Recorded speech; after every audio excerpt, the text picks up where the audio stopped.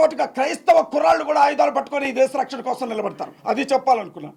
దయచేసి నేను చెప్పే విధానంలో బై మిస్టేక్లో మాట్లాడటం టంగ్ స్లిప్ అయింది. దయచేసి ఈ విషయంలో క్షమించండి. చెప్పండి ప్లీజ్. ఎవరు కూడా ఎటు పొలిటికల్ గానీ ఏది కూడా క్రైస్తవ వైపు నిలబడలేదు, ఎవరు మాకు న్యాయం జరగలేదు అని చెప్పారు కదా. మరి ఇప్పటి వరకు కూడా ఏ వ్యక్తి చనిపోయినా, ఏ మతం వ్యక్తి చనిపోయినా కూడా 1-2 రోజులకే వదిలేశారు. కానీ పాస్టర్ ప్రవీణ్ చనిపోయినప్పుడు ఇది మత కలహాలు అవ్వకూడదు, అసలు నిజ నిజాలు ఏంటి అని చెప్పి దాదాపు 1 నెల రోజుల పాటు కృషి చేసి 400 పైగా సీసీటీవీ ఫుటేజ్లు బయటికి రిలీజ్ చేసి ఇది జరిగింది యాక్సిడెంట్ అని చెప్పి కూడా అందరికి వాళ్ళు చూపించే ప్రయత్నం చేశారు. మరి ఇక్కడ నిజంగా మీ వైపు లేరంటారా గవర్నమెంట్? నేను ఒక విషయం చెప్తాను. మత కలహాలు జరుగుతాయా? మత కలహాలు జరుగుతాయా? క్రైస్తవులు ఎప్పుడైనా వినండి ప్లీజ్. మీరు అడిగారు నాకు అనుమానం ఉందని చెప్పాను. వినండి తల్లి, మీరు నన్ను ఒక ప్రశ్న అడిగారు. ఇప్పుడు నన్ను ఆన్సర్ చెప్పనివ్వాలి కదా. నేనేమంటానంటే భారతదేశ చరిత్రలో క్రైస్తవులు దాడి చేసిన ఏదైనా ఒక సందర్భాన్ని చూపించండి. ఏదైనా 3-4 రోజుల్లోనే ఆగిపోతుంది అన్నారు కదా. 1 నెల రోజులుగా క్రైస్తవులు అడుగుతున్నారు. ఎక్కడైనా ఒక బస్సు మీద రాయబడ్డదా? ఏమైనా ఉంటే ఒక ఫుటేజ్ చూపించండి. ఏ పెట్రోల్ బంక్ అయినా నిప్పు పెట్టారా చూపించండి. ఏ ఎమ్మెల్యేనైనా గెరావ్ చేశారా చూపించండి. ఎవరు? మేము చేయమండి అట్లాంటి పనులు. ఆ దిక్కుమాలిన పనులు చేసే సంస్కృతి క్రైస్తవులకు ఉండదు. ఫస్ట్ ఇంకొక విషయం కూడా చెప్తా ఉన్నా. మహాసేన రాజేష్ కూడా అతని అభిమానులు ఇదే అన్నారు. ఏమన్నారంటే మత కల్లాలు జరగకుండా అడ్డుపడి. అసలు మత కల్లాలు చేసేదే ఒకటి. ఫస్ట్ ఏ క్రైస్తవుడు చేశాడు, ఎక్కడ చేశాడు చూపిండి. ఒక ఉదాహరణ చూపిండి నాకు. లేచి వెళ్ళిపోతాను ఇక్కడి నుంచి. ఫలానా క్రైస్తవుడు ఎవరు? ఏది నిజాలమ్మా? ఏది నిజం? వినండమ్మా, పోస్ట్ మార్టం రిపోర్ట్ వచ్చినప్పుడు పోస్ట్ మార్టం రిపోర్ట్లో అసలు ఆయన కడుపులో మందే లేదు అని చెప్పారు. రాజేష్ మహాసేన ఎవరు ఆయన తాగిండు అని చెప్పడానికి? ఆయన చూశాడా? గ్లాసులో ఏమన్నా మందు పోసాడా? సీసీటీవీ ఫుటేజ్లో ఎవరినైతే ప్రవీణ్ పగాల అంటున్నారో అసలు అది రాంగ్ ఫుటేజ్ అని ఒక ఛానలే చెప్పింది కదమ్మా. ఎవరు? నేను పోలీస్ నన్ను ఐజిన్ చేయమా. నేను మాట్లాడుతున్నప్పుడు పోలీస్ ఆఫీసర్గా ఎవరికి అమ్మ నేను ఒక విషయం చెప్తాను. అక్కడ చనిపోయిన వ్యక్తిని చూసాం. ఆ మనిషి ఏ స్థితిలో చనిపోయి పడిపోయి ఉన్నాడో చూసాం. మీరు దాదాపు 15 గంటల సీసీటీవీ ఫుటేజ్ తీశారన్నారు కదా. మిమ్మల్నే ప్రశ్న అడుగుతున్నాను. 15 గంటల సీసీటీవీ ఫుటేజ్లో మందు కొనుక్కోవడానికి లిక్కర్ షాప్కే వెళ్ళాడు తప్ప అన్నం తినడానికి ఏ హోటల్కి వెళ్ళలేదమ్మా.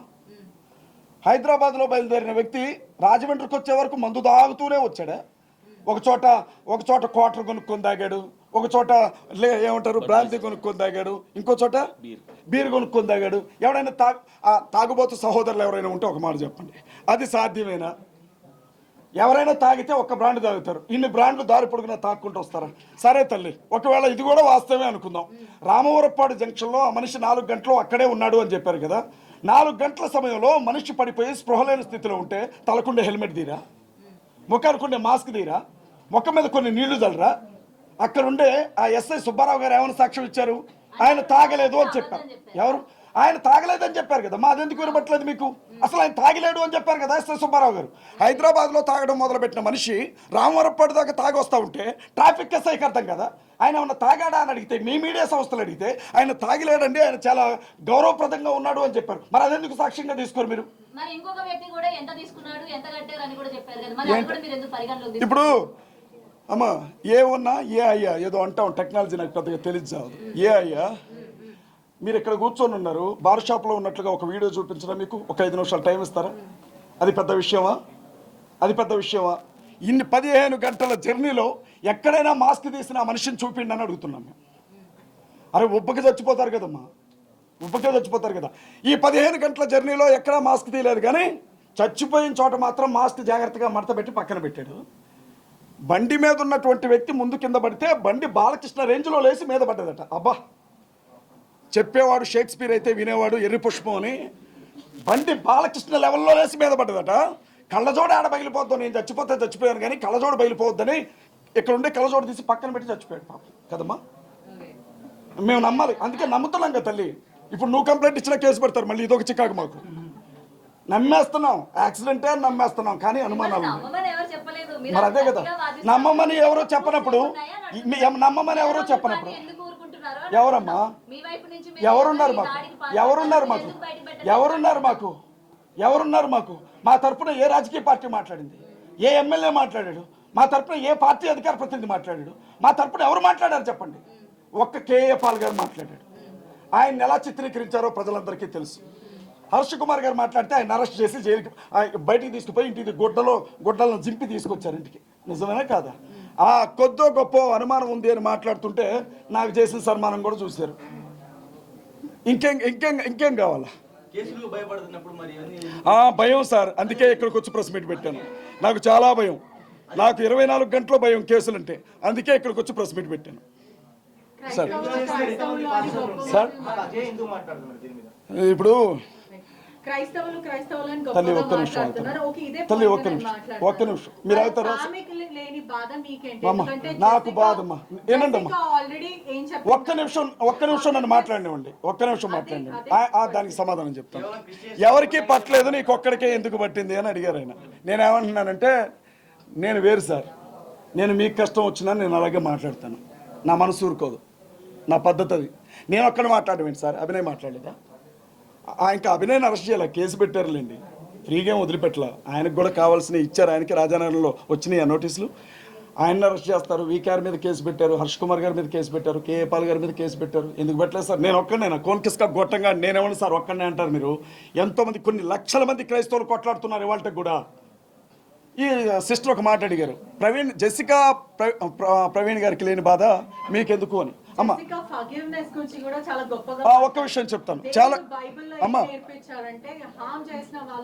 క్షమించమని చెప్తానండి. ఒకటి ఇప్పుడు మీరే చెప్పారు కదా, జెసికా గారు హామ్ చేసిన వాళ్ళని క్షమించాలంటే, హామ్ చేశారంటే చంపారని ఆవిడ కూడా ఒప్పుకున్నట్టే కదా. ఒకవేళ యాక్సిడెంట్ అని ఆవిడ నమ్మితే మరి బైక్ని క్షమించమంటుంది ఆవిడ? కాదు కదా. ఎవరో దీని వెనక కుట్రకారులు ఉన్నారు, హంతకులు ఉన్నారు, నిందితులు ఉన్నారు. కాబట్టి వాళ్ళని బైబిల్లో చెప్పిన విధానాన్ని బట్టి మనం క్షమిద్దామనే కదా మాట్లాడేది. ఒక్క విషయం అమ్మా, 2 ఆడపిల్లలు, మీరు ఒక ఆడబిడ్డ, కట్టుకున్న భర్త చనిపోయినటువంటి స్థితి, చాలా బెదిరింపులు ఉన్నాయని వాళ్ళు నెత్తినోరు కొట్టుకొని చెప్పారు ఫ్యామిలీతో మేము మాట్లాడినప్పుడు. ఆ బిడ్డని, తన పెద్ద బిడ్డను చంపుతానని బెదిరిస్తున్నారు అని ప్రవీణ్ అన్న అనేక సందర్భాల్లో మాట్లాడారు. తనకి ప్రాణాపాయం ఉందని చెప్పారు. ఆ బిడ్డను తీసుకొని ఏప్రిల్ నెల 17వ తారీఖున అమెరికా వెళ్ళిపోవాలి, వీసా కూడా రెడీ అయింది ఆ బిడ్డకి. అలాంటి స్థితిలో ఈయన చంపేశారు. ఇప్పుడు ఉన్న ఒక్కగానొక్క బిడ్డని, చిన్న బిడ్డ 4 ఏళ్ళు ఉంటాయమ్మా, వాళ్ళని కాపాడుకోవాలా? రోడ్డు మీదకి వచ్చి చనిపోయిన వ్యక్తి గురించి మిగతా వాళ్ళకి టార్గెట్ కావాలా? మీరేం చేస్తారమ్మా? మీరైతే ఏం చేస్తారు ఆవిడ ప్లేస్లో ఉంటే? ఆవిడ నిస్సహాయ స్థితిని వాడుకున్నారు తప్ప సాయం చేశారా? గవర్నమెంట్ వాళ్ళకి సాయం చేశారమ్మా? పోస్ట్ మార్టం రిపోర్టు 2 వారాలు పట్టిద్దమ్మా. 2 వారాల తర్వాత ఇచ్చేంత ఏం జరిగిందమ్మా అక్కడ? పోస్ట్ మార్టం రిపోర్ట్ ఇవ్వడానికి గవర్నమెంట్ సాయం చేసిందా? మసిపూసి మారేడికాయం చేసింది గవర్నమెంట్. ఎవరికి సాయం చేసింది? నేను అత్యం చెప్పలా, మేము అనుమానాలు ఉన్నాయని చెప్తున్నాం. అనుమానించొద్దా? ఎవరికి? నేను చెప్తాను వినండి. యాక్సిడెంట్లో మనిషి చనిపోయిన చోట, యాక్సిడెంట్ అని అంటున్నారు కదా, ఆ మనిషి చనిపోయిన చోట ఆయన మీద బండి అలాగే పడుకోబెట్టారు. ఒక యాక్సిడెంట్ అట్లా జరగడం మేము ఎప్పుడు చూడాలి, అది మా అనుమానం అండి. మీకు రాలేదా? రోడ్డు మీద నుంచి ఒక బండి కింద పడితే మనిషి ఒక్కెళ్ళి పడతాడు, బండి ఒక్కెళ్ళి పడతాడు, కానీ బండిని మీద పడుకోబెట్టుకుంటారా? అది జరిగే పనేనా? అనుమానం వచ్చింది సార్. మరి మీకెందుకు రాలేదు నాకు తెలియదు, నాకైతే వచ్చింది చూసినప్పుడు. రెండో విషయం చెప్తున్నాను వినండి. ఆ మనిషి చనిపోయినటువంటి స్థలం దగ్గర 2 కర్రలు, రక్తం అంటినటువంటి 2 కర్రలు పడిపోయి ఉన్నాయి. వాటిని దాదాపు 24 గంటల వరకు కలెక్ట్ చేసుకోవాలి. ఏదైనా సరే ఒక కీలకమైనటువంటి ఇన్సిడెంట్ జరిగినప్పుడు పంచనామా జరిపిస్తారా లేదా? మనిషి ఈ రోజు రాత్రిపూట చచ్చిపోతే రేపు రాత్రి వరకు కనీసం ఆ స్థలానికి ఒక రిబ్బన్ కూడా కట్టలే. సాక్ష్యాలు ఏమైపోవాలండి? మాకు అనుమానం ఉంది సార్. అంత పెద్ద ఆ హెల్మెట్ గురించి మీకు నేను బండి తోలను, పెద్దగా జావా హెల్మెట్ అంటారట, బస్ కింద పడ్డా పగలదంట. అది మాకెవరి మీద అనుమానం లేవు సార్. అది హత్య అన్న అనుమానం ఉంది. మీ మీద ఉందని నేను చెప్పలా, నా మీద ఉందని నేను చెప్పలా. అది హత్యలా కనపడుతుంది అని చెప్పాం. అంటే ఏమనాలి పోలీసులు? మీకు అనుమానాలు ఉన్నాయి, మేము ఇన్వెస్టిగేషన్ చేస్తాం, అది ఎంత నిజమో ఎంత అబద్ధమో చెప్తాం అనాలి, కానీ ఆధారాలు పట్టరా అంటారా? మరి నన్ను కూర్చోబెట్టండి సార్. ఒక్కరోజు ముఖ్యమంత్రి అర్జున్ కూర్చోబెట్టినట్టు ఒక్కరోజు ఐజీ స్థానంలో నన్ను కూర్చోబెట్టండి, నేను పట్టుకొస్తా ఆధారాలు.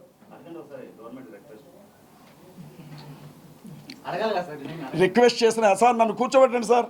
ఒక 24 గంటల పాటు నన్ను ఐజీ స్థానంలో కూర్చోబెట్టండి దయచేసి. పోలీస్ డిపార్ట్మెంట్ కొంత నాకు సహకరించమని చెప్పండి, నేను పట్టుకొస్తాను ఆధారాలు ఏమన్నా ఉంటే. లేకపోతే అనవసరంగా అనుమానించానని క్షమాపణ అయినా చెప్తా కదా. అది కూర్చోబెడితేనే సాధ్యమా? కూర్చోబెట్టకుండా కూడా తీసుకురావచ్చేమో కదా. పోలీస్ స్టేషన్లోనికి నన్ను తీసుకుని వెళ్తే కనీసం ఇంట్లో ఉన్న వాళ్ళు ఆడికి వస్తే కలవడానికి కూడా లోపలికి రాని ఇలా గెంటేశారు. మామూలు పర్సన్గా నాకు ఆధారాలు ఇస్తారమ్మా? సార్, క్రిస్టియన్ సమాజం మొత్తం కూడా జగన్మోహన్ రెడ్డికి ఓటు వేయదన్నారు. అలాగే చంద్రబాబు నాయుడిని మళ్ళీ ముఖ్యమంత్రి కానివ్వము. అవును, క్రిస్టియన్స్ అందరూ కూడా ప్రతి ఒక్క అభ్యర్థి మీద పోటీ చేస్తారు. ఏమైనా పార్టీ పెట్టే ఆలోచన ఉందా? లేదండి, మేము అలా చెప్పలేం కదా. ఏమన్నా అమ్మా, నియోజకవర్గానికి ఒకళ్ళు నిలబడతారు, మీకు ఇంట్రెస్ట్ ఉంటే చెప్పండి, మీరు కూడా నిలబడతారు కదా అమ్మా కదా. ఎవరు? అవును అవును, మీరు చూసారు కదా, అసలు ప్రధానమంత్రిని టార్గెట్ చేసుకున్నాను కాదండి. నేను ఇప్పుడే ఉన్నాను పొలిటికల్లో, ప్రత్యేకంగా పాలిటిక్స్లోకి వచ్చాను. కాంగ్రెస్ పార్టీ స్టేట్ కోఆర్డినేటర్గా ఉన్నాను, ప్రచార కమిటీ 3 ఏళ్ళుగా ఉంటున్నాను. ఏమండి, పహల్గామ్ అటాక్ గురించి నేను స్పష్టంగా ఒక ప్రశ్న అడుగుతాను. నా వీడియో మీరు చూడలేదా? సార్ ఒక్క విషయం చెప్తాను, ఒక్క విషయం నన్ను ఏమండి, నన్ను వినండి సార్, చెప్పనీరా సార్. నేను ఒకటి అడుగుతా ఉన్నా, మీకే దేశభక్తి ఉన్నట్టు మిగిలిన వాళ్ళందరూ కూడా దేశద్రోహులైనట్టు కొంచెం మాట్లాడకండి. ఒక విషయం చెప్పనండి, ఇప్పుడు 26 మందిని చంపేశారు కదా 4 ఉగ్రవాదులు వచ్చారు కదా, వచ్చారా లేదా? ఆ 4 అసలు భారతదేశంలోనికి రానిచ్చింది ఎవడు సార్? ఎట్టొచ్చారు వాళ్ళు భారతదేశంలోనికి? ఎవరు తీసుకొచ్చారో వాళ్ళకి సపోర్ట్ చేస్తుంది ఎవరు? భద్రతా వ్యవస్థ ఏం చేస్తుంది సార్? నిఘా వ్యవస్థ ఏం చేస్తుంది? కేంద్ర హోంమంత్రి ఏం చేస్తున్నారు? నన్ను అడుగుతారేంటి సార్? వాళ్ళని అడగండి. పెహల్గావ్ మీదకి వెళ్దామా? అక్కడ జరిగినటువంటి ఆ పరిస్థితిని బట్టి పాకిస్తాన్ మీద యుద్ధం అంటున్నారు. నలుగురిని ఎక్కడో కొండల్లో కూర్చొని ఉన్నారని తెల్లారే పట్టుకొచ్చారా లేదా? మరి వాళ్ళు లోపలికి వచ్చేటప్పుడు మీ సీసీ కెమెరాలు లేకపోతే మీ అవి ఏమంటారు, అవి డ్రోన్లన్నీ ఏం చేశారు సార్? ఏదైనా తాగి పడుకున్నాయా నాలాగా? పెట్టండి సార్. సార్ ఇక అది నాకు తప్పలేదు సార్. ఒక్కసారి సార్ చెప్పండి. చంపేశారు సార్. ఉగ్రవాదానికి మతం ఏంటి సార్ అంటున్నా. మీకు విషయం చెప్తాను నేను, వినండి సార్. వాడు మూర్ఖుడు. మతం పేరు చెప్పి చంపిన వాడు ఉన్మాది. ఎవడైతే మతం పేరుతో ఎదుటి మతాల వాళ్ళని చంపుతున్నాడో వాడు క్రైస్తవుడైనా ఉన్మాదే, వాడు హిందువైనా ఉన్మాదే, వాడు ముస్లిం అయినా ఉన్మాదే. మీరు ఉగ్రవాదాన్ని ఒక మతానికి ఎలా అంటగడతారు? ఎవరు? అంతే సార్. ఇప్పుడు ఎంజీబీఎస్ బస్టాండ్ దగ్గర అర్జెంట్గా సెక్యూరిటీ పెట్టమనండి. ఎందుకంటే ఈ లైవ్ చూసిన తర్వాత క్రైస్తవులందరూ వెళ్ళి పడిపోతారు. అక్కడ న్యాయం కోసం అరుస్తుంటే రెచ్చగొడుతున్నట్లు కనపడుతుందా మీకు? ఏది మీరేమంటారు? బతికినంతకాలం వాళ్ళ కాళ్ళు నొక్కమంటారా? ఎవరు? మరి నిలబెడతారంటే మీకెందుకు కోపం వస్తుంది? మిమ్మల్ని నిలబడమన్నమా? ఎవరు? క్రిస్టియన్స్ రెచ్చగొట్టడం కాదు, మా ఆత్మగౌరవం గురించి మాట్లాడుతున్నాం. మా ఆత్మగౌరవం గురించి మాట్లాడుతున్నాం. ఖచ్చితంగా చెప్తాం సార్. మా పార్టీతో పని ఉంది మాకు. ఒక్క పార్టీ మాట్లాడలేదు మా వాడికి న్యాయం జరిగినప్పుడు. పార్టీతో మీకే పని అంటారు సార్? ఎవరు? క్రైస్తవులు మొత్తం కూడా ఇవాళ క్రిస్టియన్కి ఏం జరిగినా అది ఫ్యామిలీగానే ఉంటుంది. మీకేం జరిగినా వస్తాం మేము సార్. రేపొద్దున మిమ్మల్ని ఎవరో చంపుతారు సార్. పలానా ఆడపిల్లతో అక్రమ సంబంధం ఉంది అందుకే చచ్చిపోయాడు అని చెప్తారు. మీ ఫ్యామిలీ వదులుతారా? మేము వస్తాం ఖచ్చితంగా. మేము వస్తాం సార్ ఖచ్చితంగా. ఒకవేళ ఆ కేసుని ఒక అమ్మాయి దగ్గరికి వెళ్ళి చచ్చాడు అని మూసినా మేము వస్తాం మాట్లాడడానికి. రెచ్చగొడ్డామా ఇది? డిఫరెషన్ ఏమైనా ఉంటే చెప్పండి, నాకు కొంచెం అర్థమయ్యే చెప్తాను